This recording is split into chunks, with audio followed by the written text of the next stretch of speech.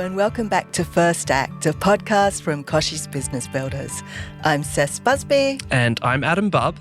And thank you for joining us. If it's your first time listening, Adam and I are editors who've probably interviewed thousands of people between us. A lot of people. But on First Act, we take a deep dive into the origin stories of Australia's most fascinating movers and shakers in business and life. We hope you come away with a unique insight into where great ideas come from and the often bumpy roads we take to get there. Let's meet today's guest. Dr. Vincent Candra-Juanita is the founder of Renovatio, one of Australia's most successful health and wellness brands. Now, since launching in 2016, he's grown it to become a world-leading business, and he's often referred to as the quirky scientist, but there is little doubt that Dr. Vincent's discovery of activated phenolics has improved the health and well-being of thousands of Australians. Dr. Vincent, thanks so much for joining us today. Thank you. Thank you for having me. Now, Dr. Vincent, we are excited to chat with you today. We always start our first act with an icebreaker. So this left field question for you today is, if you could have a super sense, which of the 5 senses would you want it to be? Sight, smell, taste, touch, or hearing? This is superhero level style. Yeah, I think it would be sight because, I don't know. I always feel that my eyesights are not very good, even though it's actually 2020. And I also really think that if I can having worked in the lab for so long, if I can have an eyesight that can go deep down to, the level of microscopic level or even nano level, it would help my life. Like, it would make my life so much easier in the lab because you wouldn't know how much. I mean, you can't probably imagine how much of a battle in the lab if you actually want to use this scanning electron microscope. And if I can have a super eyesight, it would make my life so much easier. You could Dr. Vincent, human microscope. I love that because you could probably make a lot of scientific discoveries that would be faster to get to them if you had that microscopic eyesight. That's amazing. Yeah, and I also think that if you have super smelling ability, I think that would be disturbing, probably. Especially on flights. That's correct. Or train. Or, I mean, that is probably one of my worry in terms of if I have a super smelling ability. But then again, I'm also a teeny tiny little bit too nosy to have super hearing ability. So yeah, definitely sight. That's a great answer. Now, Dr. Vincent, you're the founder of Australia's most successful and fastest growing health and wellness brand, Renovatio, which means new life in Latin. But entrepreneurship was not the original plan. Now, originally you were a food scientist and a clinical nutritionist. So where did your passion for food science come from? My mom used to be a pastry chef. So growing up, I was always helping her in the kitchen, making, baking and cooking and everything. And without knowing it at that time, all of these little things, like, for example, as a 5-year-old or 6-year-old, when you whip egg white, it really changed the physical characteristic of the material into something completely different. And although at that time my mom couldn't really explain to me scientifically, it really intrigued me. It really made me really interested in terms of pursuing this culinary or food aspect from the scientific point of view. And without knowing what I was going to do later on, I actually developed a strong interest. And luckily, I also have a really good palate. So when it comes to studying food science, I feel that I have an advantage of doing that. And not only that, I actually used to work as a taste tester when I did my bachelor degree.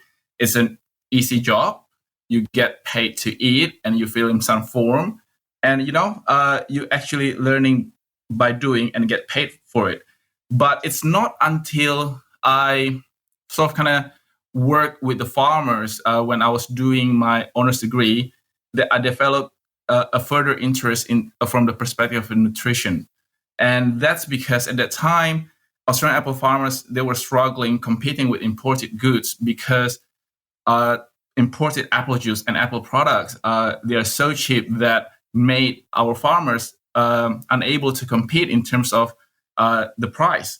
So what I was trying to do at the time was I was trying to look at it from a different aspect in terms of giving this added value to Australian primary industries without having to screw the farmers on pricing.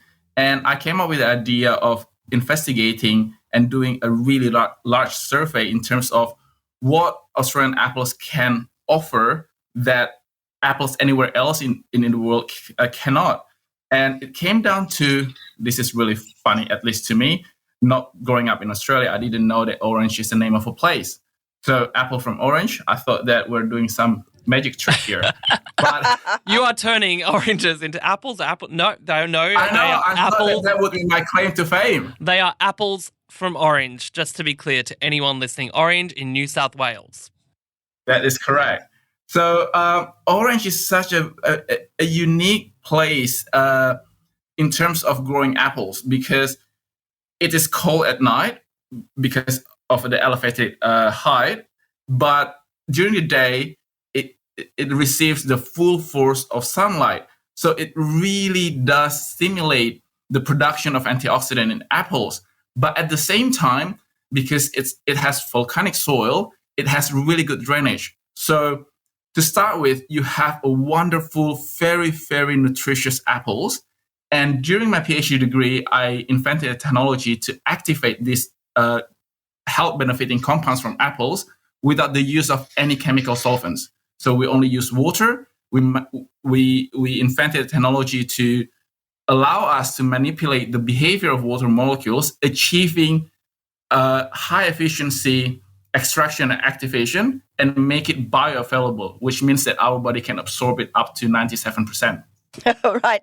So clearly you do believe an apple a day keeps the doctor away, and Renovatio seems to be proof of that. So you've already kind of dipped into it a little bit, that you kind of discover the potential health benefits of apples whilst you're on this, you know, doing your undergraduate at the orchard, trying to help the farmers, taking a deep dive into the science of stuff. So what is it that you love about doing that kind of research? I think, well, we all probably are inspired by someone or something in life, but my parents always taught me from a very young age that it is important to always grow in life and help make a difference. It doesn't really matter what you do, but you need to have something to offer, be it small, be it big, in terms of making this world, or at least people around you, to be happier. And this is the very reason why I wanted to go into science and be a scientist, because I really do feel that knowledge is power. And when back in 2012, when I first invented the technology, I never thought that this would turn into a business or an enterprise. What I really thought that this is something that could really help people back home in Indonesia, because in Indonesia, fresh fruit we're so lucky here in Australia that we have access to fresh fruit and vegetables like very, very easily. I mean, we complain about the price of lettuces and cabbage, but then it's nothing like that back home where I grew up, because it's almost like in Indonesia, I hope that it gets better now, but it's almost like you can't be healthy unless you're wealthy. So I really hate this notion. So this is the reason why I went into health science to begin with. But my personal experience with my grandma was the turning point, because when I went back to Indonesia in 2012, I found that my grandma had been suffering from arthritis in both of her knees. And unfortunately, at the time, my grandma's best friend, my grandma was a dancer before, and her best friend was also a dancer. And then her best friend underwent a knee replacement surgery. Unfortunately, it wasn't successful, and her condition was worse than before the surgery. So my grandma was very, very hesitant and basically rejected the surgery. So I said to my grandma, I said that, look, I've been working on this substance. It had not been tested. It had not been proven, but it won't kill you. Would you like to try? Try this. I mean, that's important. It's not going to kill you. That's important, right? Because, well, you shouldn't. especially your grandma. You shouldn't harm your grandma. Be part of my I said human trial, Granny. yes, she was the first person who actually. Well, I've tested myself, but she was the first real person who actually used it for the purported benefits, which is to reduce inflammation. So after I came back to Australia, I sent her some samples in a plastic bag, and she took it. And 3 months later, she came and visited me and my sister in Sydney, and she was walking from Haymarket all the way to Circular Quay. So we're talking about someone who couldn't even climb stairs before, and that brought me so much joy and satisfaction, because being a dancer when she was younger, she was very, very active. So not only her knees were affecting her physical ability to move and cause her pain, it also affected her mental well-being, because she basically was confined to a wheelchair. And seeing the effect on my grandma was I feel that I've achieved something, because it's one thing, your invention helping people in general. It's quite another thing, in my opinion, another level that the first person that it helped, it was your own grandma. I can relate to that a lot. I've seen how debilitating arthritis can be, within members of my own family, and what that. Because it robs you of your freedom. Exactly. It's that mental element too, like being able to do that. But I think one of the things I want to kind of tap on is that I guess when people listening might be like, okay, it sounds like a miracle cure, like a wonder drug. There's a lot of different things out there. How did you have that breakthrough with activated phenolics, which I have to kind of get my mouth around as well? How did you have that breakthrough, and how did you kind of realize that that was something that wasn't out there already, and that was actually the real deal, and not kind of just another thing that could be marketed? So I think obviously hindsight is 2020, right? So I didn't notice when I was doing that, but I think me being slightly non-mainstream in my thinking, be it in my real life, personal life, daily life, or my life as a scientist, I think that helped me a lot, because it is a general consensus among scientists that apples are the source of really good antioxidants, in the way that that's the reason why people say an apple a day keeps the doctor away. As a matter of fact, an apple a day, the saying "an apple a day keeps the doctor away" is probably the only saying that exists in both Western and Eastern culture through generations. So people, generations before us, they know that eating apples every day actually results in good health. They just couldn't explain it. So for the past 80 years, all the scientists who work in the antioxidant fields, they know that phenolic antioxidants are like the holy grail of antioxidants. The issue is that they were so fixated in using technology at that time, or even some of them still using this same technology that has existed for maybe 80, 100 years, in terms of extracting these antioxidants. They use things like methanol, ethanol, acetone, because what they're trying to achieve is a high antioxidant concentration and content in the lab. However, the way that I approach this matter is that something is not useful for your body unless your body can absorb it. When an extract is being extracted and produced using chemical solvents, when you reintroduce it into your biological system, our body does not recognize it. That's the reason why typical antioxidant supplement, the absorption rate is only 3 to 5%. They can use all the marketing word and buzzwords about the strongest, the most powerful, but those are not scientific terms. Those are marketing terms. So what I was trying to figure out at that time was that how do we process, extract, and produce this antioxidant the way that our body would recognize the end result. So instead of using all of those chemical solvents, I was using water. And not that everybody didn't think to use water, they did. However, water molecules are very different to those of chemical solvents. So instead of working on the solvents, I was working at the molecular level of water.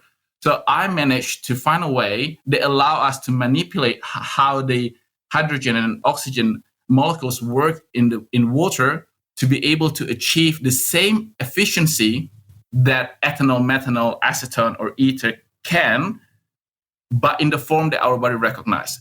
So instead of talking about the strongest, the most powerful antioxidant, we use a scientific term, which is the most potent, because potency can be defined scientifically. And I strongly believe that this is the reason why the extract is much more useful to human than any other extract in the world. That's interesting, potency versus powerful. Like I'd never really considered that. When you're in the supermarket and you're buying vitamins, you should be looking for the potency of the vitamins. Well, you think about how there's, even like with environmental kind of marketing, there's greenwashing, but then in the health food industry, there's all kinds of there's superfood, like the superfood washing kind of thing. Like claims that are made and I think what you've kind of opened our eyes to here is that this is something that has been, that scientists have known for many, many, many years, the power of apples. We know it's ingrained in us from when we're kids. We know that you must eat your apples. So it's something we know, but like a lot of good entrepreneurs, and as we're about to touch on the fact that you not necessarily see yourself as a born entrepreneur either, but you've become an entrepreneur because you've got this really great idea. You're an inventor. That you're someone who you're the first person to. You may not be the first person to do these sort of tests, but you are the first person to be able to create this brand and actually be able to market that and get that out to people and get this message out there. Yeah, and I think you mentioned something that really piqued me just now, because Adam, you said that I was not a born entrepreneur, and I think that is actually an advantage that I had that a lot of entrepreneurs do not have, because I did not have this pressure or motivation to make money and to actually make it successful commercially when I started. And that's the reason why the name of the product is activated phenolics. It's something that most people can't really pronounce, let alone spell. And the name of our company is Renovatio. For the first 6 months when we started, people thought that we're either a construction company or a design interior company, because people thought that because English is my first language, I forgot to put an N at the end of the word. So, what? You would have had the same reaction. But I didn't really care, and I stuck to my gun because the word renovatio means a lot to me. It was inspired by my grandma, because renovatio in Latin, as you said just now, means new life. And it is the mission of Renovatio to give people a new life in the way that they're healthier and happier.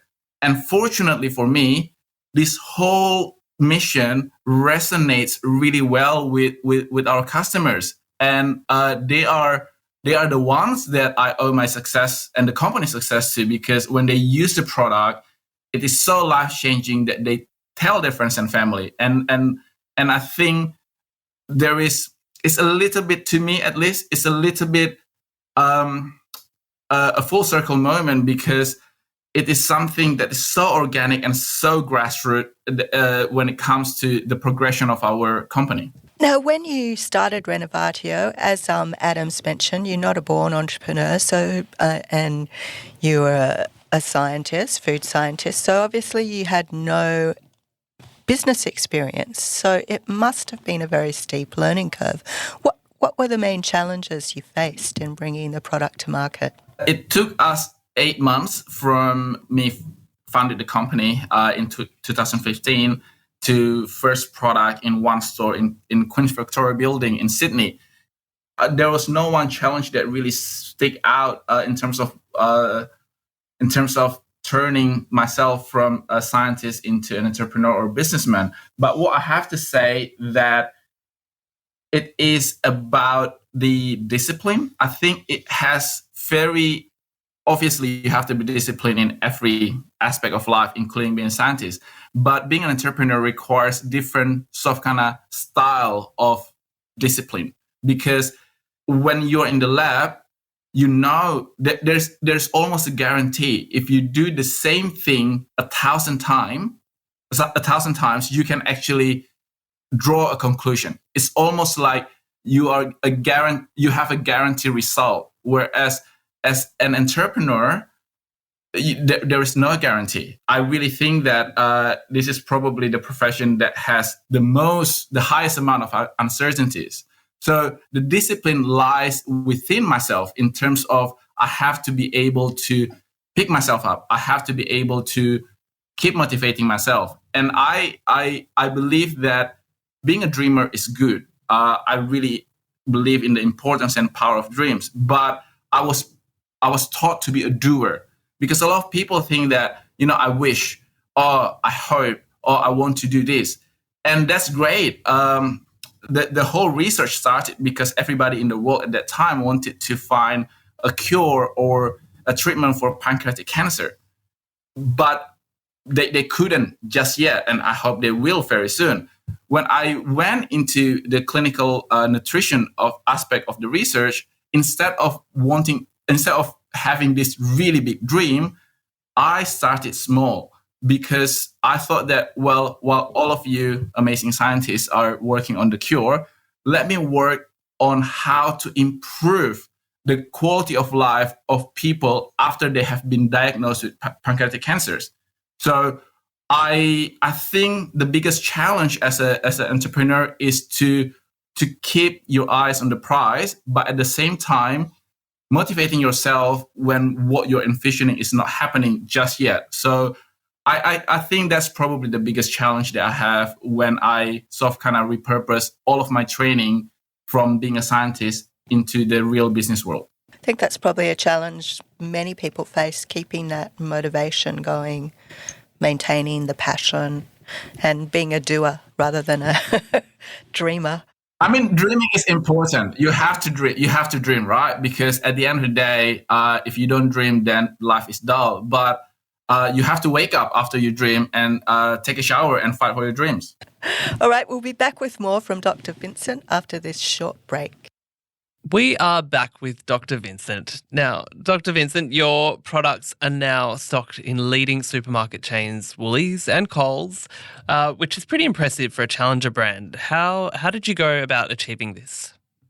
We got into Woolworths because I went into a conference in which I was speaking from the perspective of health.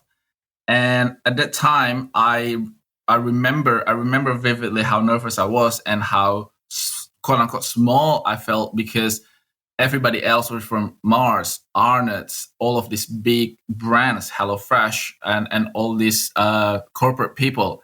I never thought of myself as a corporate person. So I basically kind of had to psych myself and say that, come on, Vincent, you can't be anyone else but you.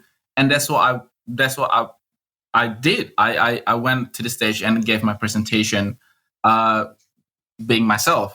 And I remember making a couple of jokes. One of the jokes was about Nicole Kidman, which I will not repeat now because everybody says that it's actually not funny. But I didn't really care because now I need to know what it is. You need to test it out on us. Yeah, no. Guess who found it funny? The managing director of Woolworths Supermarkets. And she waited for me after my talk on the side of the stage. And I remember that a few people were actually wanting to talk to me. And I could see her probably fourth in line. And I was talking with the guy who owns or oversees spinach in Australia. So every single spinach leaf that you have or you purchase literally goes through him. And in my mind, I was thinking that I didn't mean to be rude, but I really need to talk to Claire, which is at the time the managing director of the Woolworths Supermarket. I didn't know what I said to basically, make the process really quick. And I spoke to her, and she basically said that, look, it's really interesting what you're talking about. We would like to talk to you. And 3 months later, we went to Woolworths, and Woolworths said that, okay, you're not Woolies ready, but we're going to help you. Within 2 months, we got approved, and we started with 2 SKUs in, I think, 900 stores. So basically almost full range. And from then on, we grew in the vitamins category. And then we grew within the supermarket by adding a new category, which is skincare. And then we got into Coles, and now we're in Amazon. So everything happened from that one little joke that I did, which apparently everybody didn't think it was funny. So thanks, Nicole Kidman, for whatever that Thank you, joke Nicole made Kidman. about Yes. her. She'll be coming for you. Yeah, well, please, if you are listening to this, I would love to send you some products because I really did owe this soft kind of first meeting with Woolies because you probably have talked to a lot of people and you know how hard it is to just get a meeting. And this is the reason why majority of people who are in supermarkets, Coles, Woolworths, or IGA, they work through a distributor because the distributor already had that underlying sort of kind of system and relationship. And we didn't. We still don't. We distribute our own products. We manufacture, distribute, and sell our own products. And that is something that I didn't know before, that it was something that is not the norm in the industry. But I feel that gives us an advantage because we are cutting the middleman, not only because of the money, because, obviously by cutting the middleman, we can actually offer the saving to our customers. Because again, I still do not forget the mission of the company, which is to make people healthier and happier. And that's the reason why the name is Renovatio. So when we become a unicorn, the core of the business remains the same because it is basically on the door. You've spoken in some interviews before about your quirky habits and how they've helped you achieve success. And for instance, Jeff Bezos and Oprah Winfrey, you eat the same thing for breakfast every day. Now, I don't know how you can do that, but what is it? And why do you think eating the same thing is an effective habit? I've been doing it for the past, 10, 12 years. And the reason why I started was actually not that fancy. The reason why I started is because I was a poor student. It's 2 eggs. I've been eating 2 eggs for breakfast for the past 10, maybe 12 years in my life because eggs are easy. They are cheap. They are healthy. And they're also something that makes you feel that you have a routine and ritual in the morning. I don't know whether this is true or not, but I think I was probably watching Martha Stewart, and she said that the first test that a chef must pass when they apply for a job in France, like in a French restaurant, is to make an omelette.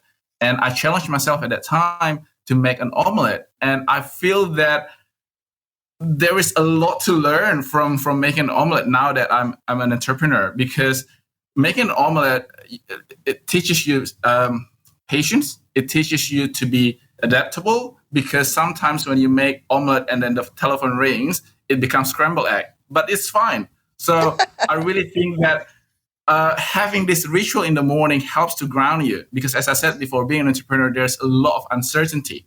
So at the very least, I start my day with the same thing. Now, you're also said to be a big fan of skipping. How does skipping impact your mental well-being?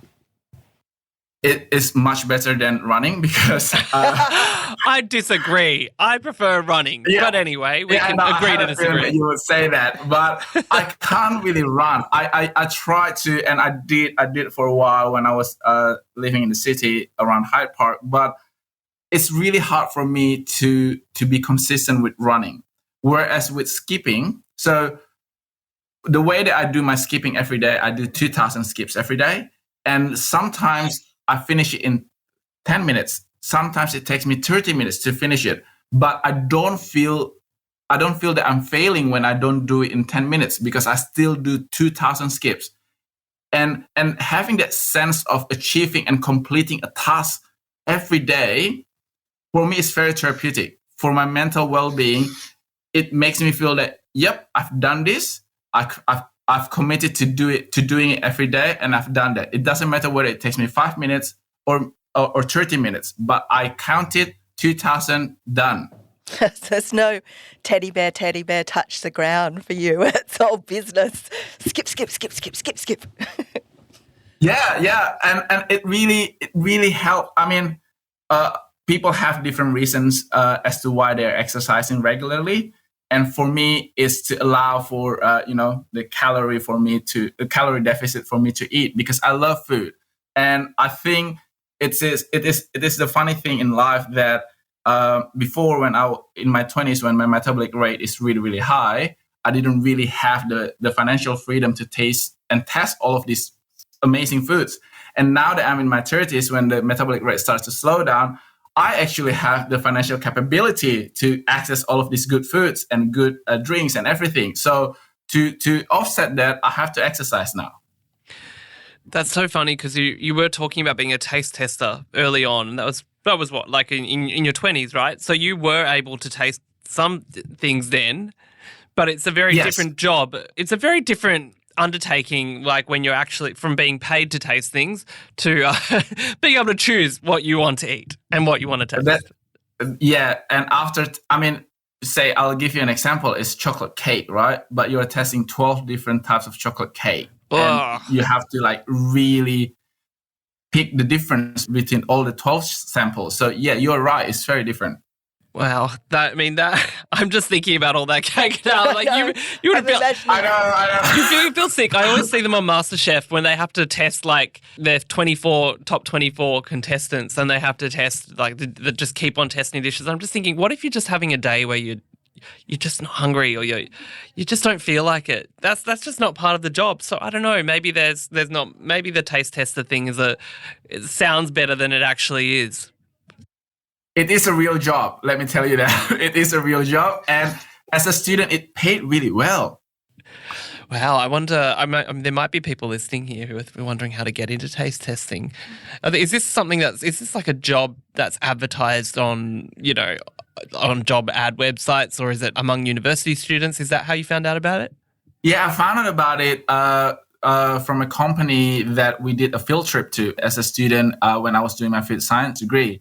And I inquired with the office coordinator at the time, and then every second Friday, I did this job. And I think, it is very interesting because I learned a lot about the organoleptic, the sensory aspect of food, because it's very different from, say, my mom's business when it comes to just.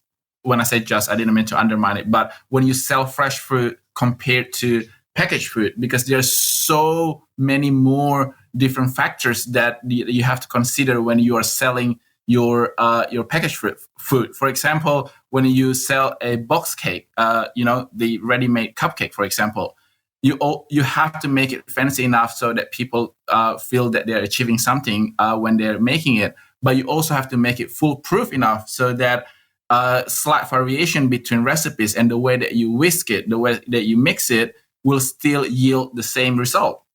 Right. There's so much there about like how to standardize it or mass produce it, which I guess is something that you've learned for your own business. That's correct. That's very, very true, Adam. I think we've just got time for one last question. So I'm wondering, what advice would you have for anyone else who has a purpose-driven brand or a business idea who maybe wants to make an impact on the world around them? Start with a good heart. I firmly believe in having a good heart in everything that you do. A lot of people say that you have to be cutthroat, you have to be competitive, or you have to be fierce in pursuing your dreams, which I agree to a point. However, at the end of the day, when you start something with a good heart and good intention, I really do think that the universe around you conspires to support you. And not only that, at the end of the day, you go home, you feel happy about what you have done. And there has been a lot of disappointment or no's or rejection, or some people might call it failures in my life, be it as a scientist or as an entrepreneur. But what makes me feel that I can still do it is because I know exactly what I want to achieve. I know exactly how I want to achieve it. And having that good intention as the foundation of your journey is very important, because in my opinion, while it is good to be an important person, it is much more important to be a good person. Good intentions go a long way. We don't want any of those rotten apples. No. You had to go there. I had to. I knew I had one more apple pun in me for today, since you took a few of them earlier, Sess. Unfortunately, that's all we have time for today. Head to askdrvincent.com or renovatio.com.au. That is spelt RENOVATIO. So renovation without the N. .com.au to find out more about today's incredible guest and his game-changing business. Thank you, Dr. Vincent. We have loved finding out about your first act. Thank you. Thank you for having me. It's an honor. And thank you for listening to another fascinating episode of First Act. We have another one coming for you next week. Bye-bye. Bye.